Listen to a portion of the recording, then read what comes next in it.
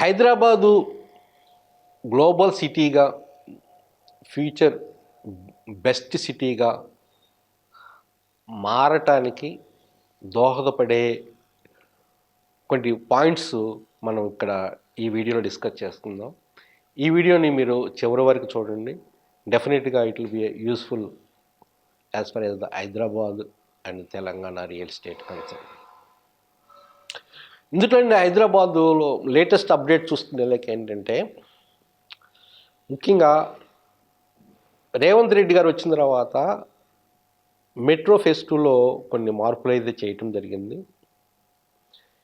ఇది రాయదుర్గం నుంచి metro extension చేస్తూ అప్ టు అమెరికన్ కాన్సలేటెడ్ వరకు కానీ, అట్లనే ఎల్బీ నగర్ నుంచి హయత్ నగర్ వరకు కానీ, అట్లనే ఓల్డ్ సిటీలో గుండా ఎల్బీ నగర్ నుంచి అప్ టు ఎయిర్పోర్ట్ వరకు కానీ, మళ్ళీ మియాపూర్ మెట్రోని ఎక్స్టెండ్ చేస్తూ అప్ టు పటాన్ చెరువు వరకు కానీ డిఫరెంట్ ఫేజ్ 2లో చేయటం జరిగింది ప్రపోజల్స్.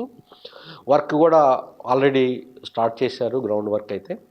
ఇందులో కూడా ఏంటంటే లేటెస్ట్ అప్డేట్స్ ఏంటంటే ఇంకొంచెం మాడిఫై చేయడానికి అవకాశం ఉందనేది మనకు తెలిసిన ఇన్ఫర్మేషన్ వస్తుంది. అదేంటంటే హయత్ నగర్ వరకు ఎక్స్టెండ్ చేసిన, ఎల్బీ నగర్ నుంచి హయత్ నగర్ వరకు ప్లాన్ చేసిన మెట్రోని ఫర్దర్గా హయత్ నగర్ పెదంబర్పేట వరకు కూడా ఎక్స్టెండ్ చేయడానికి అవకాశం ఉంది. పెదంబర్పేట అంటే అవుటర్ రింగ్ రోడ్ని కలపటానికి అనమాట. అంటే hardly distance of 2.5 to 3 kilometers అంతే ఉంది. ఇది హయత్ నగర్ నుంచి పెదంబర్పేట అంటే అవుటర్ రింగ్ రోడ్. అట్లనే ఇటువైపు అది ఈస్ట్లో చూసుకుంటే, వెస్ట్లో చూసుకునేలాకే మనకు ఆల్రెడీ మియాపూర్ నుంచి మెట్రో ఉంది. ఆల్రెడీ మియాపూర్ నుంచి పటాన్ చెరువు వరకు అన్నారు. దాన్ని ఇంకొంచెం ముందుకు తీసుకెళ్ళిపోయి మొత్తం వరకు కూడా ఎక్స్టెన్షన్ చేయాలనే ఒక ప్రపోజల్ అయితే ఉంది. అప్పుడేంటంటే అటు ఈస్ట్ నుంచి వెస్ట్ వరకు మెట్రో అనేది అద్భుతంగా డెవలప్ రాబోతుంది. దానివలన ఈ ముంబై రూటు, ఇటు విజయవాడ రూటు మంచిగా డెవలప్ అవటానికి అవకాశం ఉందన్నమాట.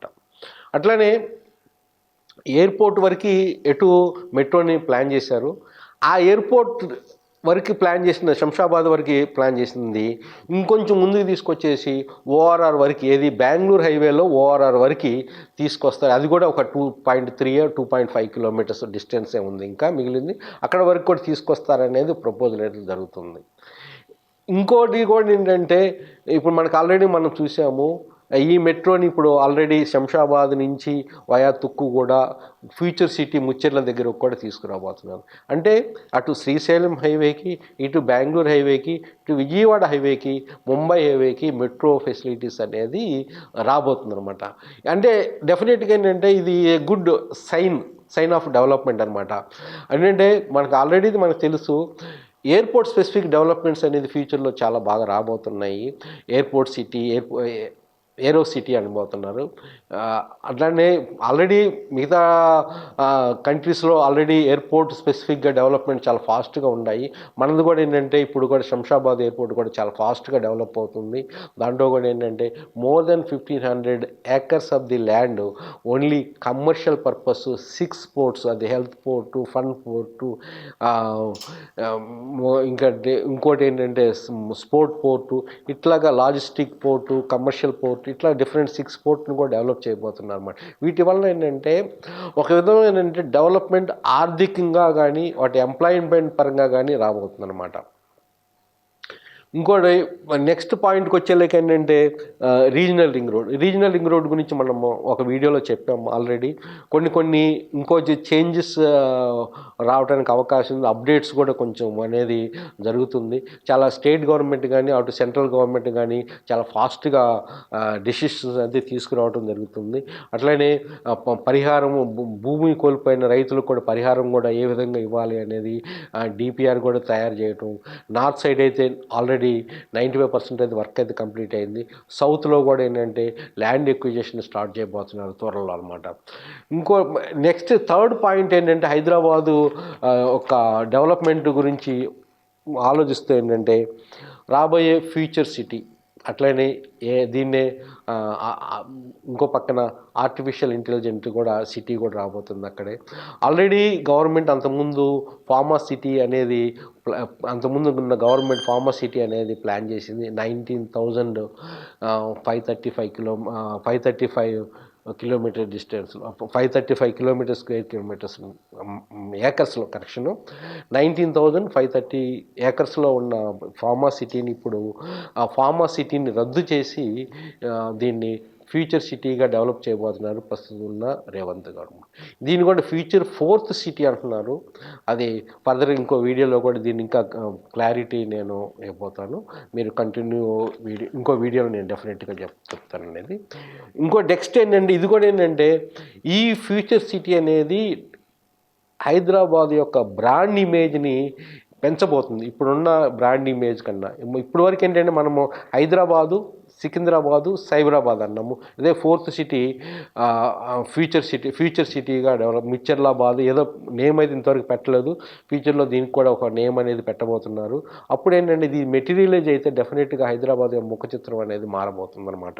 ఇంకోటి river front development MRDC, Musi river front development corporation అనేది already chief minister Revanth Reddy గారు చాలా ప్రతిష్టాత్మకంగా భావించి దీన్ని చాలా ఫాస్ట్గా ముందుకు తీసుకెళ్లాలని ఉద్దేశంతో ఒక కమిటీని ఏర్పరచడం జరిగింది. వాళ్ళు సర్వే చేయటం కూడా జరిగింది.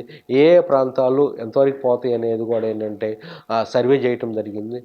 సుమారుగా మెయిన్ 13,000 కట్టడాలు అనేది నిర్మాణాలు అనేది దీన్ని తొలగించాల్సిన అవసరం ఉంది. ఏది మూసీ రివర్ని ఒక ప్రతిష్టాత్మకంగా ఒక బాగా డెవలప్మెంట్ చేయాలనుకుంటే.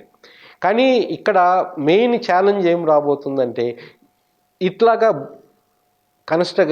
ఇల్లు ప్రాపర్టీస్ని కోల్పోయిన వాళ్ళు ఈ ప్రాంతాల్లో ముఖ్యంగా ఏంటంటే ఈ ప్రాంతాల్లో మనం చూసుకుంటే ఏంటంటే ఈ రాజేంద్ర నగరు, నర్సింగి, గోల్కొండ, అట్లనే ఆసిఫాబాదు, బదూర్పల్లి, ఇంకా నాంపల్లి ఈ ప్రాంతాల్లో ఏంటంటే చాలా వరకు ఏంటంటే కట్టడాలు అనేది తీసేయాల్సి వస్తుందన్నమాట. ఈ మూసీ రివర్ ఫ్రంట్ డెవలప్మెంట్ దృష్ట్యా.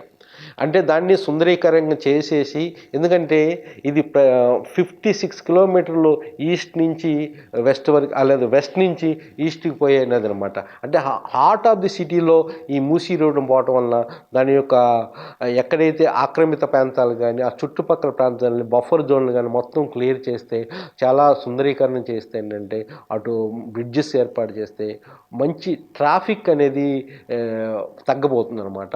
అట్లనే ఒక ఫన్ ప్లేస్గా కూడా ఈ ఏరియా అది రాబోతుంది అనమాట. అంటే డెవలప్మెంట్ అనేది మంచిగా స్కోప్ ఉంది. ఎందుకంటే దీనికోసం కూడా ఏంటంటే చాలా సిటీస్లో కూడా ఏంటంటే చాలా కమిటీలు కూడా విజిట్ చేయటం జరిగింది, స్టడీ చేయటం జరిగింది అనమాట. అంటే ఇది మంచి అవకాశం. అంటే ఇప్పుడున్న వాటిల్లో కూడా ఇది ఒకటి వన్ ఆఫ్ ది ఆపర్చునిటీ అనమాట. హైదరాబాదు మంచి సిటీగా ఫ్యూచర్ గ్లోబల్ సిటీగా మారడానికి ఉన్న అద్భుతమైన అవకాశం.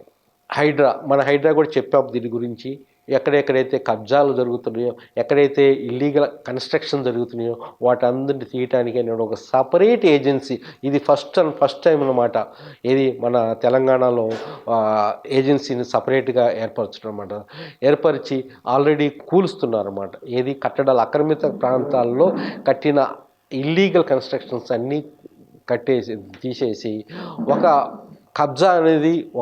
కబ్జా చేసే వాళ్ళ గుండెల్లో దడ పుట్టించే విధంగా, ఫ్యూచర్లో ఇంకా కబ్జా చేయకుండా అరికట్టే విధంగా ఈ హైడ్రా అనేది ఏర్పాటు చేయడింది. ఇప్పుడు ఆల్రెడీ దాని పని అయితే స్టార్ట్ చేసింది. ఇంకా ఫ్యూచర్లో ఎన్నో చూడబోతున్నాము ఈ హైడ్రా యొక్క యాక్షన్స్.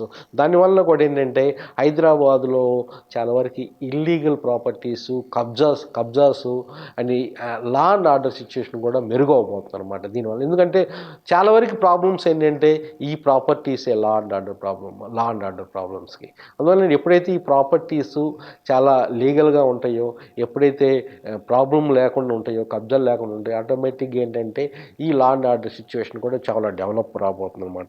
ఇంకోటి చూసేలేక ముఖ్యంగా ఇంకో డెవలప్మెంటు, ఆల్రెడీ ప్రీవియస్ గవర్నమెంట్లో మనం చూసాము ధరణి తీసుకొచ్చి వాళ్ళు కొంతవరకు డెవలప్ చేశారు.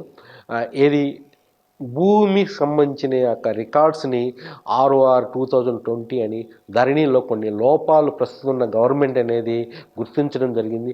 ఆ లోపాలను తీసి ఇంకా మెరుగుపరచాలి అనే విధంగా కూడా ఏంటంటే ప్రస్తుతం ఉన్న గవర్నమెంట్ ఒక కమిటీ ఏర్పరచడం జరిగింది. ఆ కమిటీ కూడా చాలా వరకు పనులైతే కంప్లీట్ చేసింది. ఇప్పుడు పైలట్ ప్రాజెక్టుగా ఇప్పుడు నల్గొండ జిల్లాలో అట్లనే రంగారెడ్డి డిస్ట్రిక్ట్లో కొన్ని గ్రామాలని తీసుకొని అక్కడ పైలట్ ప్రాజెక్ట్ సర్వే చేస్తున్నారు. అట్లనే డిజిటల్ ఫ్యూచర్లో ఏంటంటే అన్ని ప్రాపర్టీస్ కానీ అన్ని ల్యాండ్స్ కానీ డిజిటల్ సర్వే నిర్వహించి ఖచ్చితంగా దాని యొక్క లీగల్ ప్రాబ్లమ్స్ లేకుండా ఎవరైతే ప్రాపర్టీ ఓనరో వాళ్ళకి శాంతియుతంగా బతికే విధంగా ఉండబోతుంది అని మనం ఖచ్చితంగా చెప్పొచ్చు. ఫ్యూచర్లో కూడా ఏంటంటే ప్రతి ప్రాపర్టీకి ఒక ఐడెంటిఫికేషన్ నెంబర్ కూడా రాబోతుంది. దాన్నే భూధార్ నంబర్ అనేది నిర్ణయించడం జరిగిందనమాట. అంటే ప్రతి ప్రాపర్టీ కూడా ఎప్పుడైతే ఉంటుందో ఆ నంబరు ఆటోమేటిక్గా ఇంకెవరు కబ్జా చేయడానికి అవకాశం లేదమ్మా, సరిహద్దులు మార్చడానికి అవకాశం లేదన్నమాట. అట్లనే ఇంకో పాయింట్ LRSలో కూడా ఏంటంటే ఇప్పుడు కొంచెం మెరుగుపరిచి ప్రీవియస్ పెండింగ్లో ఉన్న LRSను కూడా ఏంటంటే ఈ సిస్టమ్ను కూడా ఏంటంటే మార్చి మళ్ళీ తీసుకురాబోతుంది అనమాట. ఇంకొకటి ముఖ్యంగా ఏంటంటే ఈ రహదారుల అభివృద్ధికి కూడా ఏంటంటే గవర్నమెంట్ ఒక వీడియోలో కూడా చెప్పడం జరిగింది. 8,000 కిలోమీటర్స్ ఉన్న రహదారులని ఆల్రెడీ స్టడీ చేసి ఏ విధంగా ఎంతవరకు మనము డెవలప్ చేయగలము, కనెక్టివిటీ పెంచగలము, ట్రాఫిక్ అనేది తగ్గించగలము అనే ఉద్దేశంతో ఒక కన్సల్టెన్సీ అనేది ఆల్రెడీ ఏర్పరచడం జరిగింది. అట్లనే రీసెంట్గా కూడా ఏంటంటే పర్యావరణ జూపల్లి కృష్ణారావు గారు పర్యావరణ మంత్రి కూడా ఏంటంటే పర్యాటక శాఖని కూడా ఏంటంటే PPP మెథడ్లో అంటే పబ్లిక్ ప్రైవేట్ మెథడ్లో కూడా ఏంటంటే డెవలప్ చేసేసి సస్టైనబుల్ డెవలప్మెంట్ అనేది తీసుకురావాలని ప్రయత్నిస్తున్నారు. అంటే ఈ ఓవరాల్గా డెవలప్మెంట్స్ అనమాట. నేను ఎందుకు చెప్తున్నానంటే ఇవన్నీ ఏంటంటే మనకు ఇప్పుడు రీసెంట్గా ఎలక్షన్స్ అయిన తర్వాత సెంట్రల్ ఎలక్షన్స్ అయిపోయిన తర్వాత గవర్నమెంట్ కూడా రేవంత్ రెడ్డి గారు కూడా ఏంటంటే చాలా ఫాస్ట్గా యాక్షన్స్ తీసుకోవడం జరిగింది. కారణాలు ఏదైనా కానీ ఏంటంటే తనకంటూ ఒక మంచి బ్రాండ్ని ఇమేజ్ని ఏర్పరచుకొని హైదరాబాద్ని ఒక మంచి గ్లోబల్ సిటీగా తీర్చిదిద్దాలనేది వాళ్ళ యాక్షన్ ద్వారా మనకి తెలుస్తుందన్నమాట. దీనివల్ల ఏంటంటే ఇబ్బందులు ఉంటాయి, ఇబ్బందులు తప్పవు. ఇబ్బందులు ఎదుర్కొని ముందుకు పోతేనే డెఫినెట్గా దాని యొక్క ఫలితాలను అనేది మనము పొందొచ్చు.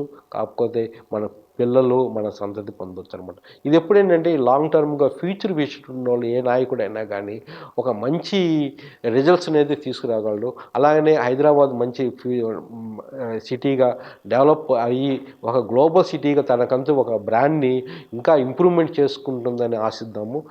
థ్యాంక్ యూ అండి very much. My name is Valluru Venkateswarlu. My phone number 8121748850. It is an information only. You can re-verify certain information. I may not be correct, but most of the times I taken the with information from others also, from the latest developments also I taken and I'm giving. Thank you very much.